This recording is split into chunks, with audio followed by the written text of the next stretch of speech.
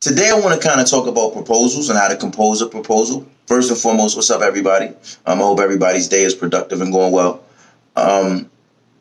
People often think when you're writing a proposal for a government solicitation that it has to be this great, big, huge thesaurus encyclopedia of a thing. If the government was to contract a McDonnell Douglas or a Lockheed Martin, like one of those big aviation companies, and say, we're going to give you $1 billion, whatever, to build a fighter jet, then in that case, most likely you'll probably have to write, and I'm going with the extreme example of this, but you'd have to write one of those huge proposals where it's like 1A and, bullet point 1B -2, that type of stuff. Those really long, in-depth proposals. But for a lot of the smaller solicitations, I always tell people less is more. We give away a template for what a proposal is supposed to look like when you take the class with us. For the conversation we're having right now, we did a proposal for NOAA, which is the National Oceanographic, the weather people, the federal weather people. They predict hurricanes and tornadoes and stuff. They wanted to replace their entire HVAC system. Now, I had to go down there to Key West. It was in Key West, and it was a site visit. And the way the building is built, it looks like a bunker, like a fort. And it's built like that because when a hurricane happens, right, the people that work for NOAA have to stay in this building. So the HVAC system is actually like barricaded. I think I put some pictures up on Instagram one time. They might still be there, of how this thing is like barricaded in. So you needed a crane to take away part of the grid. You had to take away part of like a wall. You had to you had to take some things apart in order to get the HVAC equipment inside and then rebuild everything back around it, rebuild the cage stuff. Now, for that solicitation, we created a proposal. In that proposal, we listed the man hours, we listed the subcontractor, we listed the equipment that we were going to use, we listed the total cost of the operation, what the exact procedure would be to get the equipment out and then rebuilt. And it wasn't really that long of a contract. I think not contract, but proposal. The proposal was probably about 4 pages long. But in those 4 pages was all the information that NOAA was looking for.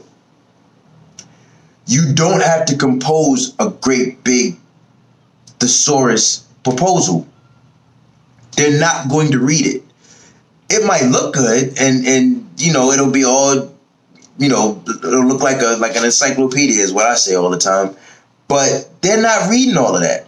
They're going to go through it, find what they need to find out. Okay, this is what they're going to do. This is the equipment they're going to be using. This is how long they're going to be here. This is how much it's going to cost us. That's all they care about. And again, we give away a template for what a proposal is supposed to look like, for something that's small. But some proposals can be more complicated. The longer the operation, the more in-depth and the more things, because they really want to know what are you going to be doing to get the job done.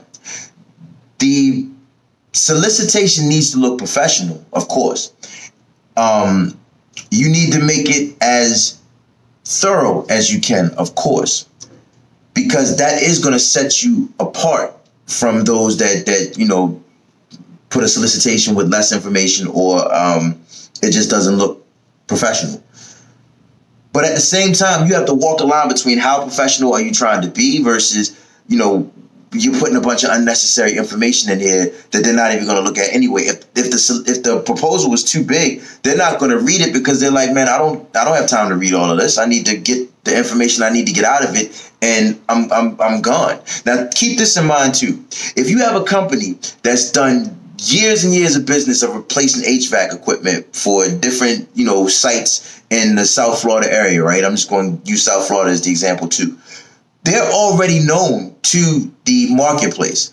The people that are in the area already know who this company is. The capability statement is going to speak more volumes than the proposal.